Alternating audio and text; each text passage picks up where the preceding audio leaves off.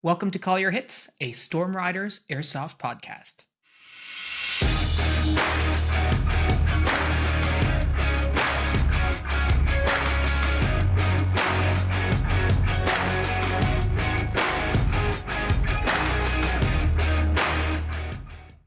Thanks for joining us, everyone. Today, it's just me, Phil, in the studio. I am back from Europe, and we're going to be talking all about the Airsoft game that I played along with some Storm Riders Foreign Legionnaires in Belgium at Fort Knox Airsoft. So it's going to be a really fun episode recap of that whole experience. But before we get into that, two really quick announcements. The first one is about our MILSIM event, Operation Silent Resolve, that's happening on August 16th, 2025. Super exciting news. Our friends at Special FX Productions in New Zealand have joined the event as a sort of a last minute sponsor. I was speaking with Jono over Discord, and we got to talking about how we've been supporting special effects and like what they're doing in New Zealand here on the podcast. And he wanted to return the favor and support us, and he offered to sponsor Operation Silent Resolve and provide players at this event one of their Airsoft MILSIM tourniquets, or tourniquet, depending on how you say it, TQs. As most of you should know, a real world tourniquet is something that soldiers carry, but it's actually a pretty dangerous thing, very risky thing to use on someone, especially someone who's not injured.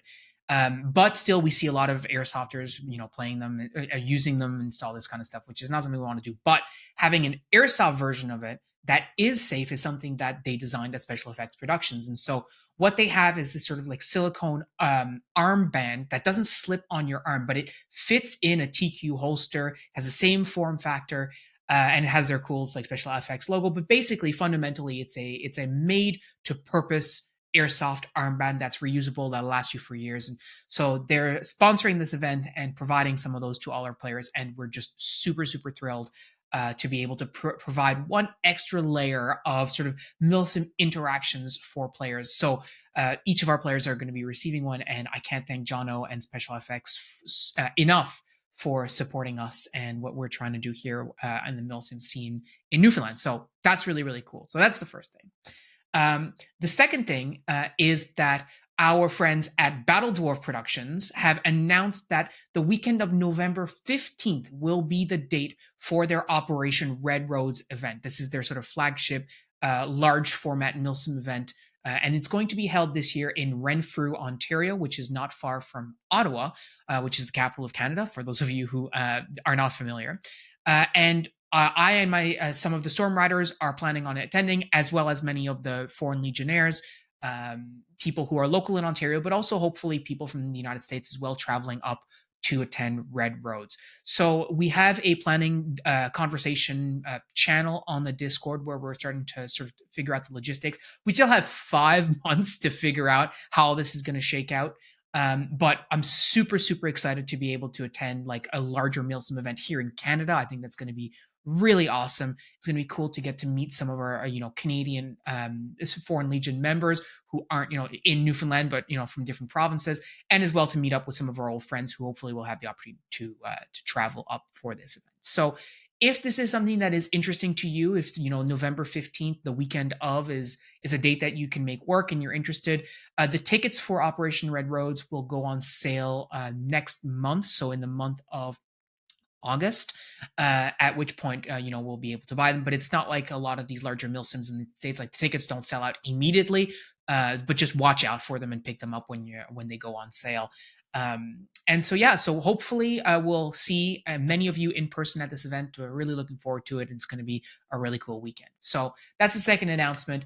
And speaking of meeting up with the Discord community, this is something that I had the opportunity to do a few weeks ago when I was visiting Belgium. At one of our community members who does not listen to this podcast, so he may not hear this ever, but Tulin, aka Vince, one of our longstanding community members and a resident of Belgium, we got to talking about my trip to Europe, and we said, well, hey, I'm going to be in your area on this date. Is there airsoft? And he said, yeah, on Sundays at Fort Knox Airsoft, which I'll get into in a second. we do that, an airsoft. So I said, great, I'll join you for that. And how do we make it work logistically? And huge shout out to Vincent, to Tulin, which I'm going to keep calling him Tulin in the rest of this episode. But huge shout out to him for just basically making this possible. So not only did he kit me out with a Chicom, a helmet, a replica, all this kind of stuff, because I was just backpacking in Europe, so I wasn't going to carry a whole lot of stuff with me. But he also coordinated everything else, like getting tickets, getting BBs for everyone else who decided to join us. So it wasn't just me, but I was super, super thrilled for many of our community members to actually come to Belgium for this event, or for this day of play. So we had, from our community, we had Ambo from Germany, we had Bench from Slovenia, we had Norcha from the Netherlands, and then we also had Huck and Colin from the United States come up as well. So really a truly international crew at this event, and it was super cool to be able to meet those people in person. Colin I had met last year at Iron Horse, but everyone else, it was brand new meeting all of them, and it was just a phenomenal day. But just getting to play with new people, it always amazes me how well we mesh as a community, even though really, I mean, when you think about it, we're just strangers on the internet, right? We have never really met in person and played airsoft in person, and yet because of all the conversations that we've had and sort of the airsoft values that we share, it's very easy to sort of just gel up with these people and go play airsoft, which is exactly what we did. It was just phenomenal. But again, I can't thank Tulin enough for making this possible. I think that all the coordination that he did. I was only available from my vacation for that one single day, but I know he played an amazing host to all the other Legionnaires, taking them around Brussels and the area, and hosting them at his home, which is just super cool. So I really do hope you get the chance to listen to this, Tulin, because I think there's massive kudos are owed to you for just being able to put this together. Now, let me talk about what this day of airsoft was like. So there's so many things to talk about. I'm going to start off by talking about the venue itself. So Fort Knox Airsoft is held in a small community northeast of Brussels, about an hour out of town by car. Um, and it is held in an old World War One fort. So in World War One, they had all these defensive forts put in sort of like a concentric ring type situation. Don't exactly know the details, but what this fort is basically like a fortress essentially. It's set of tunnels where there would have been old gun batteries and barracks and all this kind of stuff, with a moat surrounding it. So to actually access the field, you have to cross a bridge across a moat, which is now like a river and people fish in it and stuff like that. And then once the game starts, like they close the gates, so you're basically in this area for the entire duration of the airsoft event. Um, this World War One fort was super cool. So you enter through like this tunnel, and then on either side of the tunnel, there's like these offshoot rooms that people use to drop their gear. They're basically like locker rooms essentially. But we were extremely fortunate to have some of the stewards of this fort take us into some of the areas that are just historical areas that people don't play in. And we had the opportunity to see, it's very dark in there, but we had our flashlights and stuff. But we had the opportunity to see some of the original artwork that the soldiers from World War One had painted inside the walls of this fortress during their boredom, like scenes of the fort itself, for scenes of the Belgian countryside, and so on and so forth. We got to see where the ammunition elevators were, where the powder rooms were, the actual munitions rooms, where the mechanism to turn the cannons would have been, all this kind of stuff.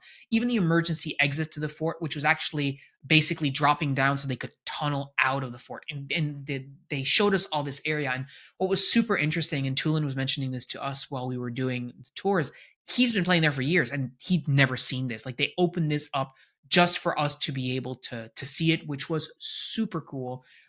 It was so dark in there, but it just phenomenal, like a really, really great experience, to be able to do that and to share that with all of my friends at this event was just extremely special. So it was a huge shout out to the stewards of this fort, and really, really cool experience. So The fort itself, that's the inside of it. So when you look at it as an airsoft field, what's really interesting about Fort Knox Airsoft is that it has a little bit of everything.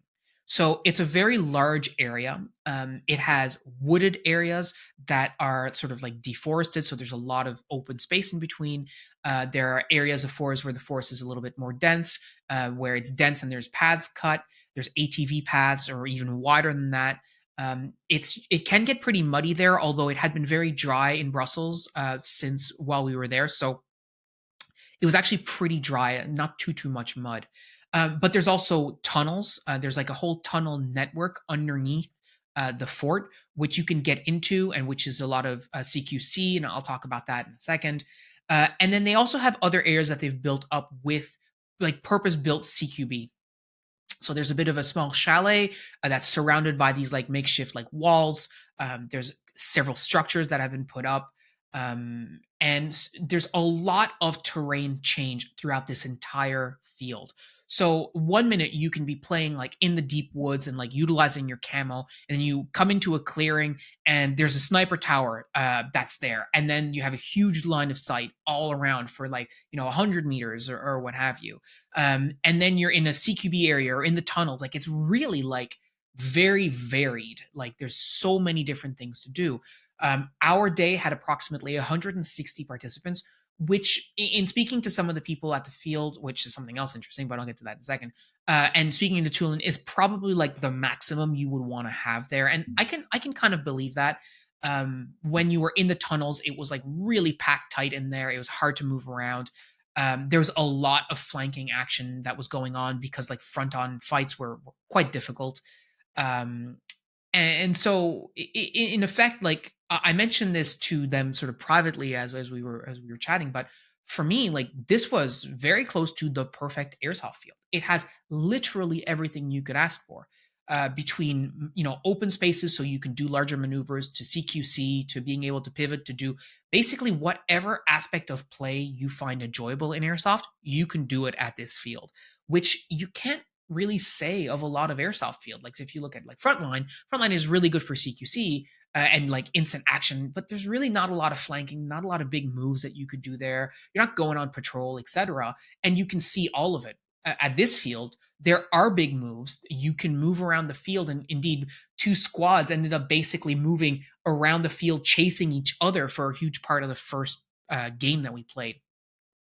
But also the terrain makes it so that you don't see the enemy. Like you can't see them from their spawn. You can't see where they're moving. Like, yeah, you might think, okay, well, they're going to do this or do that, but really the movement is concealed. So as far as an airsoft field goes, it's pretty awesome. Like there's really not much I personally would change about that field, and it's just the right size. So you do need to hoof it, you do need to move around, but it's not big enough that you're going for you're running for 20 minutes to just get across the field. Like that's not a thing.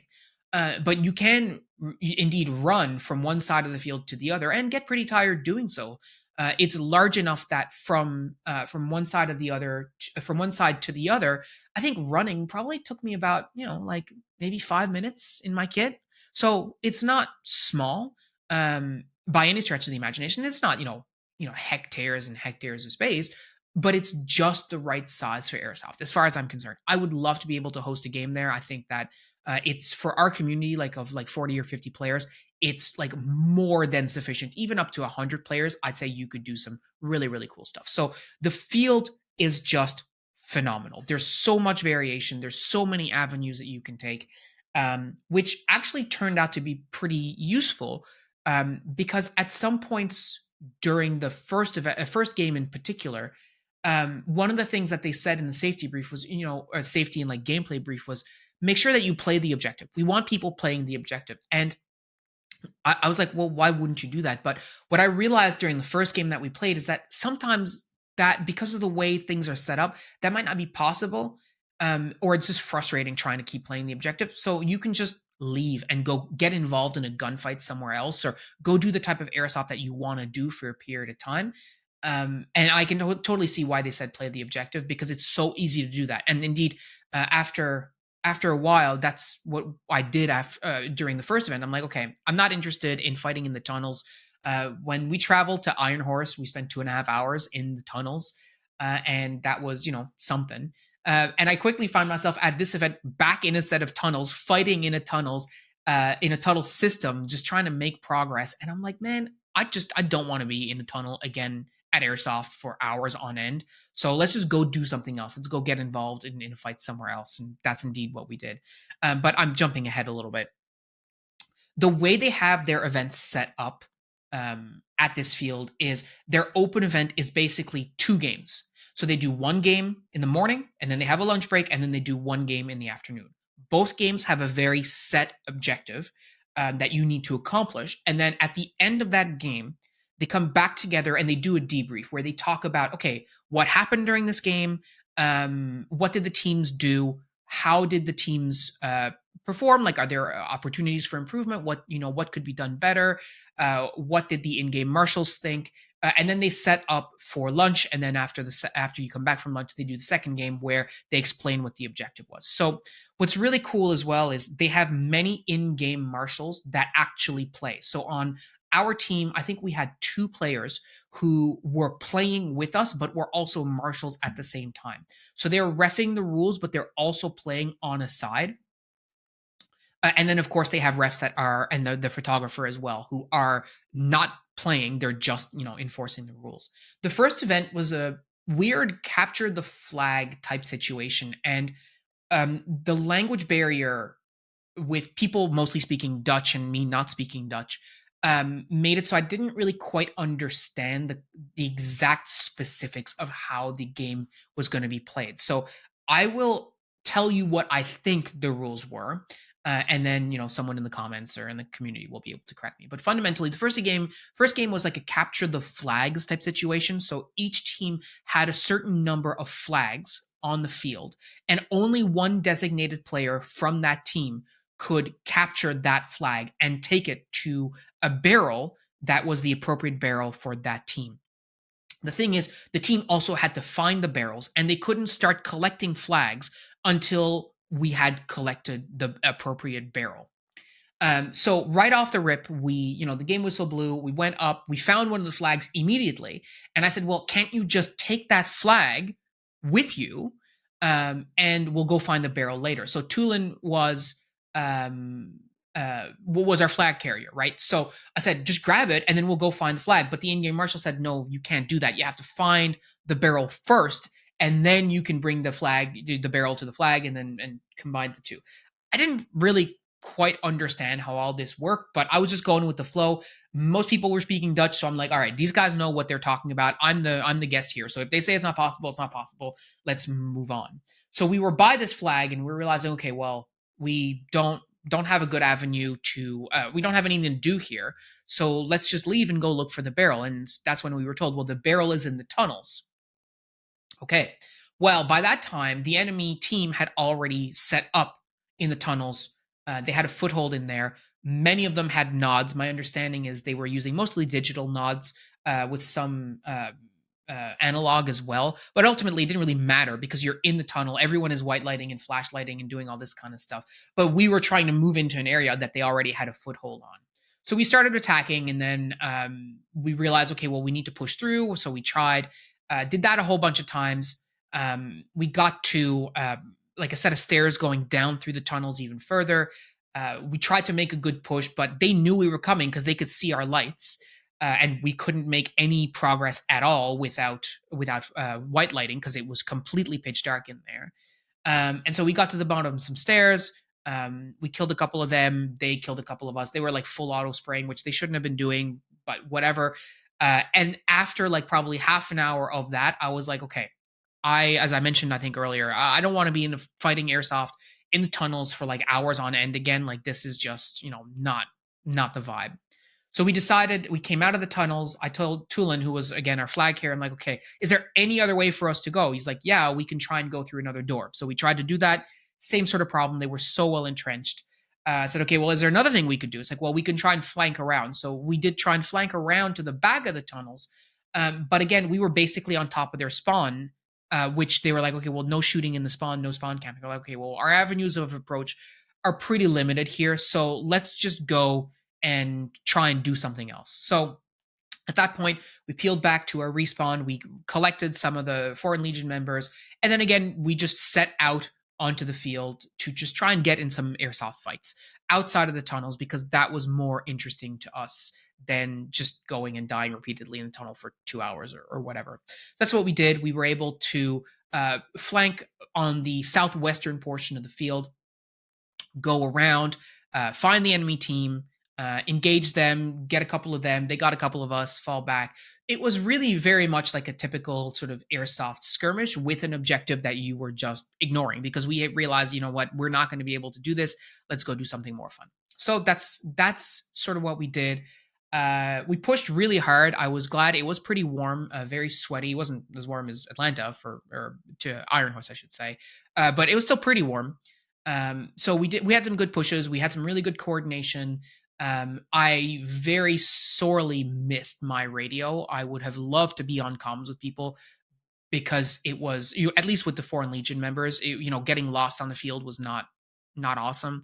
We got disconnected a few times, and it was buddy respawn. So you'd get hit, you'd go back, and you'd find someone and go back in with them, and then you sort of lose track of where people were, which was not awesome. But I mean, it's the nature of the beast at this type of event without a radio. Um, One of the big challenges at this field was definitely PID, personnel identification. Fundamentally, you would just get an armband, either a red armband on your right arm or a blue armband on your left arm. But not everyone had them in the same places. You had some guys in like ghillie suits had them around their ankles, so you could see them really well. And also, we just weren't familiar with what each other looked like. There was no camo requirement or anything like that because this was an open game, right? A weekend skirmish. Um, so it did lead to a couple of blue on blue situations. I shot at the photographer, not realizing that that was a photographer. It's like, oops. I did apologize to him after the fact, but those are the kinds of things that kept happening. I got team killed by Ambo because he didn't realize that I had a particular patch on my helmet, so he thought I was somebody else. That kind of stuff is bound to happen in that environment. It's very confusing. There's it's very easy to get turned around. But despite that, that was a really really good introduction to the day. And I think in the second half of the day, we got even more dialed in with the teamwork, and it was really really awesome to see that. I want to take a quick pause to talk about language because this was my first time ever playing an airsoft event where I did not necessarily share a common language with other people I was playing with. Again, as I mentioned, in this part of Belgium, they speak primarily Flemish or Dutch, which is Belgian Dutch. Fundamentally, is very similar. But whether it's Flemish or Dutch, I do not speak it. And so there were many situations where my first words to other people, aside from the Legionnaires, was to ascertain whether or not that individual speaks English, right, or French, or one of the languages I speak. But English primarily is spoken in as a second language in this area. So people would speak to me full on in Dutch, and I would just have to say English, and they would then switch to English if they spoke it, or they would shake their head and say no. In which case, well, I would have to resort to hand signals or very very limited words that I knew. So that was an interesting experience for me because, as we've talked about a lot on the show, as I've mentioned before, communication is one of the most important things on the airsoft field, and it's one of the most important things to me. I need to communicate everything all the time with everyone: what I see, what I'm shooting at, what I'm hearing, what I think the plan is, what we should do, like what I'm going to do, all this kind of stuff. And when you're at a random skirmish where you're playing with random people, and you can't communicate with them, that was a very unique challenge for me. I didn't dislike it. I think it's provided me with a level of awareness around, okay, do I really need to speak what I'm going to say to this person? Like, is it relevant for them? Do I need to invest the time that's going to be required to get my point across? Because here I don't have to think about it. I just say whatever, and I know the other person is going to understand me. But there, I was like, well, I might have to say it, once or twice, or to get my point across, or vice versa. So that was really interesting. By the end of it, I understood some very very basic like, left and right and all this kind of stuff. But fundamentally, that was just absolutely basic understanding. Although I did know what what the color blue was. So we were red team, and we went at some point. I was in a darkened area in the tunnel, and I people heard me coming up to them, and they said "blau," which is blue in Dutch. And I confirmed with them by saying blau, and they said blau. And so I just shot them because, it was another one of these Marco Polo moments where they have no idea what team I'm on. They told me they were blue. I confirmed that they were blue. They said blue again. I'm like, all right, I'm blasting these guys. So I shot like three dudes and I got shot, and that was the end of that. But it was just very funny that, like, that's one of the words that I know. And I know links means left, and I think Richt means right, if I'm not mistaken. And sort of that was the limitation of how much Dutch I knew. Thankfully, I will say most people did have some basic level of English, or even advanced level of English, to be honest. Lots of really good English speakers, but there were, only a few handful of people who like shook their heads when I asked for English. Um, so that was an interesting challenge. Um, so yeah, we played the first game. We did the capture the flag. No real understanding of how we did. Tulin provided some basic translation for me at the debrief, where they explained sort of how things went. They were very surprised that there was so much sort of lateral motion and like flanking. They said most of the time people just fight in the middle, but that didn't happen that game. We were moving around each other a lot, which I think that field lends itself to that in general. Like, I don't necessarily understand why you would want to clash in the middle all the time when you have so much space to move around. But that's how people play, or what have you. But for us, that sort of gameplay was awesome. So we were glad about that. We took a lunch break. They had burgers. We had some just generic like fare, like granola bars, etc. Water, food. Nortje had brought stroopwafels from the Netherlands, as well as some candies from her particular part of Netherlands, which we were super grateful for. And I know, like, Huck had some like cookies, and we had all kinds of stuff. We were not short on food. It was just really, really cool. All of the I mentioned at the start, when you walked into the field on the left and right, they had these rooms that were used as like locker rooms. So we were in a locker room that had all kinds of flags like dangling on the walls. But it was super, super humid in there, and it smelled like a locker room, which was not awesome. So it was better to be hanging out outside, which is what most people did over the lunch break. We had that tour that I mentioned at the start. We were able to get that tour on the lunch break, and then we went back to the game. So when we went back to the set for the second game, they briefed us on what the game was going to be, and this one was a sort of like a flag collection bomb defusal game. And so what you had to do in this event is use your flag capture person, which again was Tulin, to go and get the flags from your team. So the three, in our case, was red flags, and then bring them to the chalet, which is in the center sort of this field, and trade the three flags for the bomb. And then you would go plant the bomb in a designated area on the field, which you were only given hints as to what it was, and you had to go find it. And then when you got there, you had to assemble the bomb, put it in place, arm it, and then defend it for 20 minutes. And this, I think, is where we had a really good opportunity to do some teamwork to figure out what we were going to do, um, using information from different people on the field to identify, okay, where are the flags? How are we going to get there? What's our avenue? How are we going to get the bomb? Where do we need to put it? All this kind of stuff. Very good teamwork and coordination. And that led to us actually getting the flags, getting the bomb, and putting it in place. So I was over the moon that we were able to accomplish all that as a team. I think it showed some really good teamwork, not just by us as Legionnaires, but the broader team. We were able to link up and work very well with other people on the red team, which was excellent.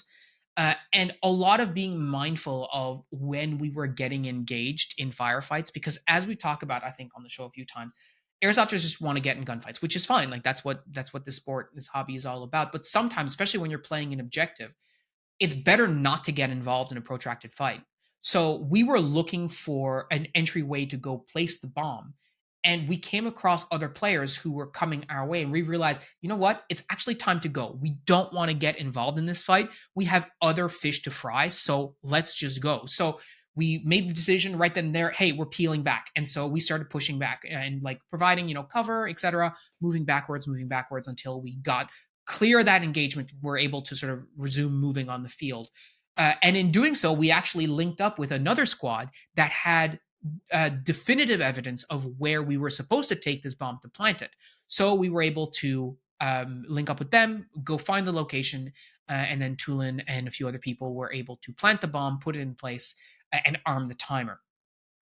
The other team wasn't advised that the timer was put in place, but the bomb started beeping very loudly, and so the other team sort of knew what was up, and they started attacking and pushing hard. And at the end of the day, I don't think we were able to secure and hold the bomb for the 20 minutes that was required. We might have lost it, but the thing is, they didn't have enough. By the time they took it, they did not have enough time to rearm the bomb and reset the timer. So ultimately, that ended up in a draw. Neither team was able to set off the bomb by the time the day was over. Um, Ultimately, really, really outstanding day of play. I think the game modes that they had, the first one, like I said, I was confused about it, and I think having mission essential items that are in places that one team can basically just lock down, because we didn't have any grenades to throw in there, like it was just very hard going. I don't necessarily know that that's like the best. I would probably modify that game mode a little to prevent something like that from being able to happen. But that being said, still had a great time. If I never see another airsoft tunnel in my life, I'll be, it'll be too soon, as they say. But it was just really a really fun experience. And then the second game, I think I really felt a lot more comfortable with the field. I was more comfortable to people around us. And yeah, I think ultimately we just had a really great time. Um, I know I was using a replica that Tulin provided for me, and it was awesome. I can't remember the make. It could have been a Sima, if I'm not mistaken, an M4. Regardless, fantastic. Like very close to stock, I believe.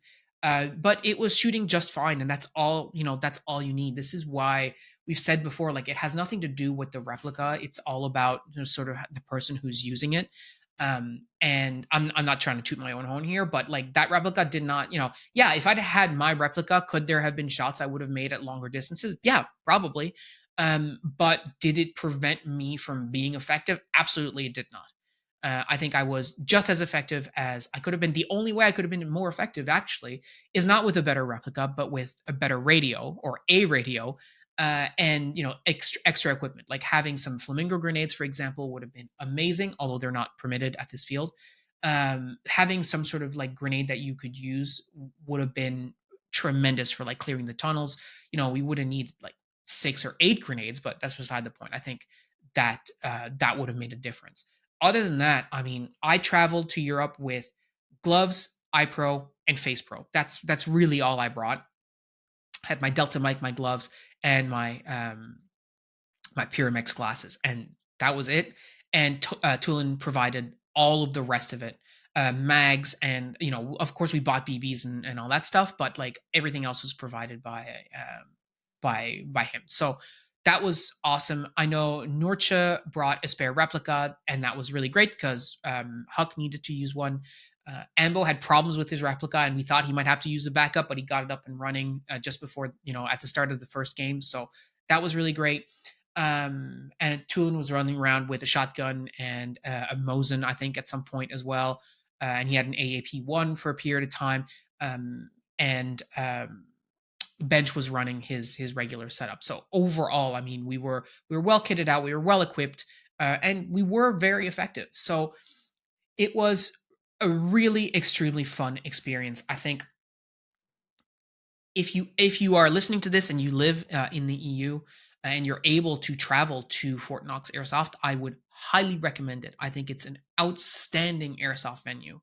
Their setup is really truly excellent. And like as I mentioned at the start, Tulin is an amazing host, but the field itself is worth playing on. It's as far as I'm concerned, it's one of well, it's the best airsoft specific field I've ever played on. And I would play, like, if we could have a field like that here, I would play there in a heartbeat every single weekend. Really, really cool. It was really cool to have people as well travel, like Nortje, for instance, in the Netherlands, had mostly played CQB, so that was her first time playing in a larger space like that. And of course, our first time playing together, and it was awesome. What a really good opportunity to expand your sort of airsoft wings, so to speak, and try something like this. So, really phenomenal space, and the people were just made it so much better. Being able to go halfway across the world and link up with people who, yeah, I like I mentioned, we only know each other on the internet, but still meet up with familiar faces, familiar people, and have people that you can, rely on to have your back, whether it's because they speak Dutch and you don't, or to just say, hey, I need, cover this corner, and they're going to do that because we're all on the same page. Just absolutely phenomenal. Um, Having bench there as well, being able to drive was super clutch, to drive us to and from the field. Fundamentally, the this whole experience really filled my cup, my proverbial cup, so to speak. I think we've had this amazing community, the Storm Riders Foreign Legion, our Discord, and being able to see it come alive into reality with other people is an absolute privilege.